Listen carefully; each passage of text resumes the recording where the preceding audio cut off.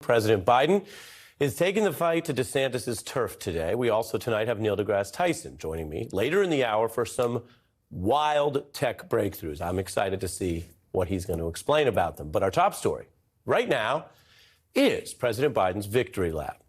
Joe Biden finding his message from the State of the Union is landing, and he's turning the tables on that safety net fight, basically going to the Trump-DeSantis home turf of Florida to double down.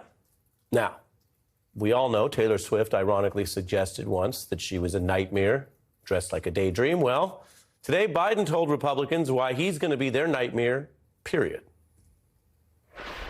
I know that a lot of Republicans, their dream is to cut Social Security and Medicare. Well, let me say this. If that's your dream, I'm your nightmare. There it is. Call it some bad blood between the parties there. Biden drawing a little bit of applause and some laughter for what has become, if you're monitoring this, almost a celebratory mood among some Democrats this week. They think that something rare actually occurred at a State of the Union address, which is a notoriously long and somewhat contrived or boring night, even if important.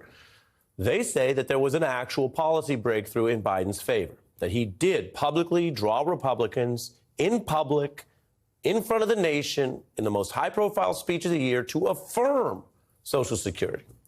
And while Donald Trump is clawing his way back onto social media, candidate Trump may be finding somewhat of an altered terrain. Let me explain, because this is part of the politics tonight. Donald Trump has been raising less money online. And now he's finding that while he used to dunk on everyone on Twitter and maybe get the media overexcited about his tweets, there's a confident liberal network emerging online. I'm going to explain the image on your screen because it's all related. Biden allies are basically taking over what was an attempted right-wing attack, a kind of a crude attack on Biden, a show of disrespect. And they've reclaimed it with this image and others to tout moments when they say Biden is winning, where he's on top.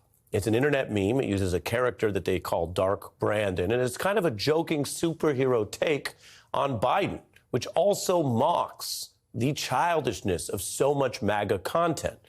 This is the meme proclaiming, for example, Biden's Tuesday theme. Dark Brandon there with the imagery saying it's time to finish the job. You can see boss mode, the cigar, the kind of a confident demeanor. There's a wrestler version tackling GOP malarkey. Other Biden fans posting the theme with actual wings emerging from the president's back. Now, this is not all 100% serious, but it is part of today's communication. Let me put it like this. The point here is not that 80-year-old Delaware Joe Biden is all of a sudden some cool trendsetter. That's not really it. The point is that some internet trendsetters embrace Joe Biden's policies and are using their communications language, the language and the themes and the visuals of today, to basically say, we actually like him the way he is. Let Joe be Joe, and they'll do the rest. Dark Brandon is absolutely on fire tonight. Oh my God, boy, he got a Glock. Oh my God, boy, that boy on top. Sipping walk. The only red wave this season is going to be a German Shepherd Commander knocks over the cranberry sauce on our table.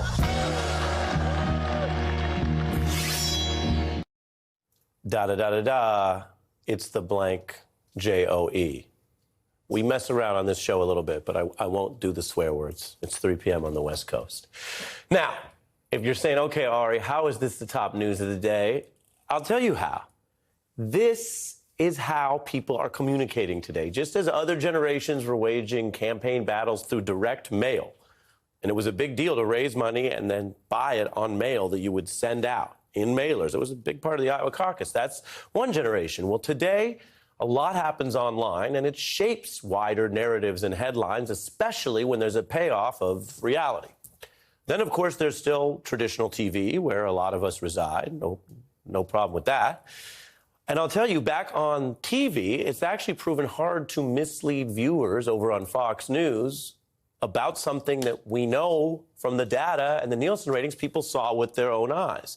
People saw this pretty solid speech. They saw what Biden said. They saw that Republicans ended up publicly joining with him, at least in that safety net moment. So I showed you Dark Brandon I'll show you a little bit of Fox before I bring in our experts. Over on Fox, there were anchors who seemed to feel they had to begrudgingly face what were apparent positives for Biden that night. Let me give a hand to Joey. He did good. He had one good night, Geraldo. Goody for him. I'm really happy for him. That's a big concession, Sean.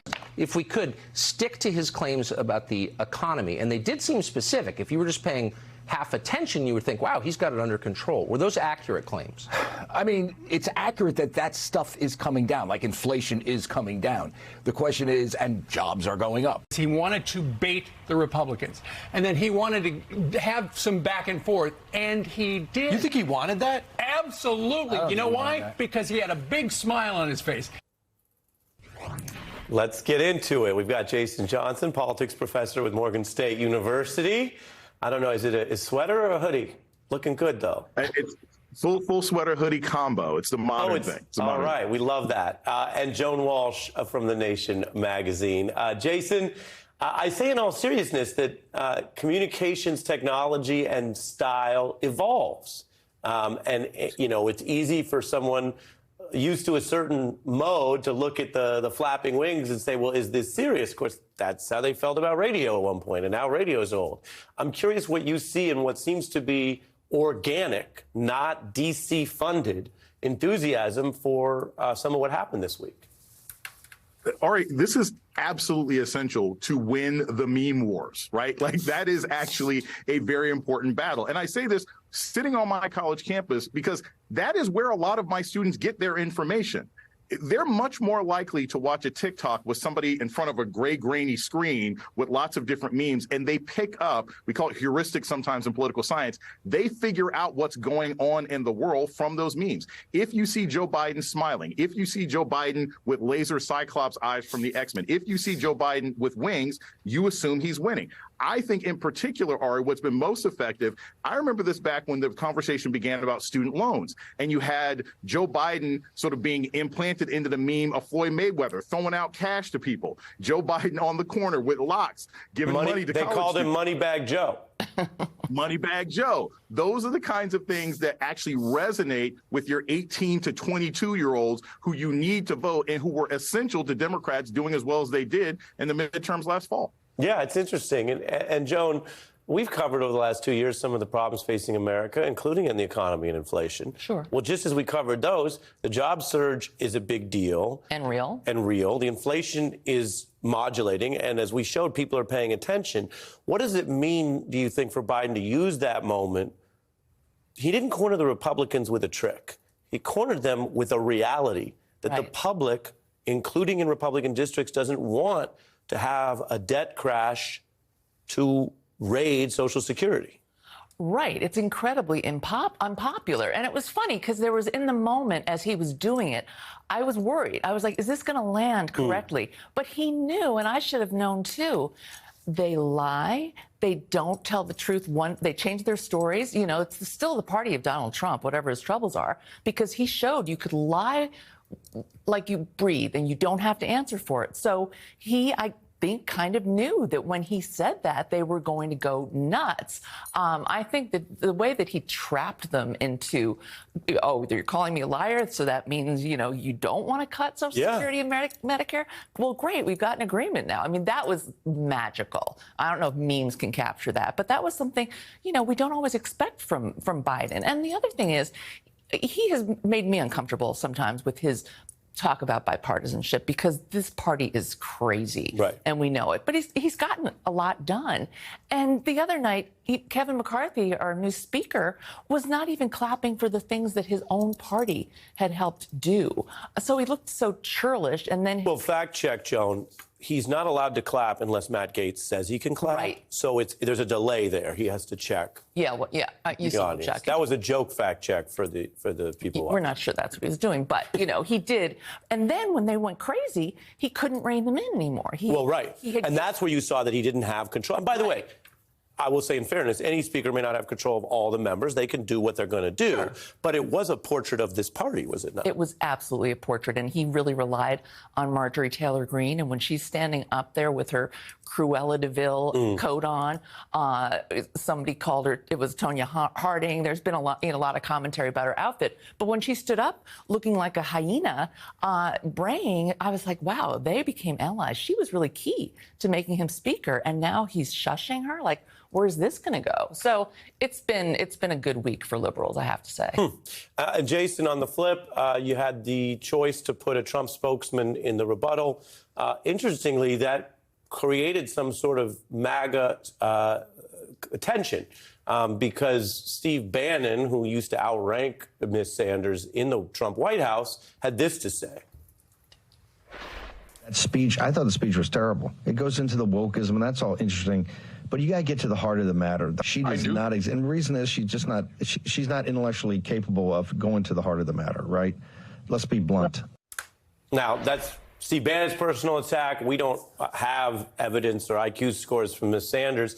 I'm going to deal with what she said, not that nature of attack. But it does speak to the question for you, Jason, which is, was Sarah Huckabee Sanders a good mainstream voice to appeal to independents, moderates, and others who might keep an open mind about both sides or looking at that big night? Was she a good choice in your view politically?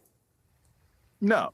I mean, and here's the thing. We had for a long time this belief of like, hey, the person who gives the rebuttal to the State of the Union, they're the up-and-coming person in the party. And then Marco Rubio kind of ruined that a couple years ago with his hamster impression of just being thirsty and drinking the whole time and not knowing what he was supposed to do. Sarah Huckabee Sanders continues in a long line of people who are sort of living in the past and think that the rebuttal to the State of the Union is actually going to do something for them. She's probably not going to ascend any higher than the governorship she has now. Not that that's a bad thing, but she didn't say anything that's going to resonate with the public. Nobody wants to hear about woke mobs anymore. They want to hear about making sure their schools are open. They want to make sure their inflation's fine. They want to hear about eggs. And she spent her time talking about an America that most people haven't experienced. But again, you're not trying to get independence. If you're talking as a Republican now, you are literally speaking to a narrowcast crowd of Jim Jordan, Matt Gaetz, Marjorie Taylor Greene, and the twice impeached former president who's probably sitting on a stack of top secret paperwork somewhere in Mar-a-Lago watching.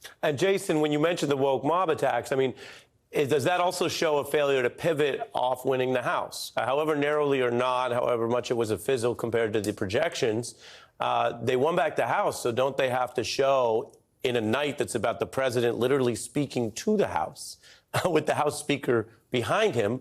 What do they, the Republicans, want to do with that power? Well, and they don't know what to do with that power because they're not interested in governing. They're interested in keeping people excited. You can scream about a flash mob, the woke mob, the goody mob. You can scream about whatever mobs that you want, right? If the public doesn't understand it and they don't understand what you're actually going to bring now that you're in power, you will eventually just be a party of internet memes and loud people during major speeches. And that's what you saw last night. It wasn't just that Kevin McCarthy couldn't wrangle in his caucus. It's that even if you saw the camera work was focusing on people in the crowd more than him because everyone knows that he has no power. And if he has no power, if he can't keep a bunch of kindergarten acting people to behave responsibly during an hour-and-a-half speech, he's not going to be able to wrangle them together when it comes to the debt ceiling or taxes or any of the other supposed policies that Republicans want. Right, and those are big, real votes coming up. Jason Johnson, Joan Walsh, my thanks to both of you.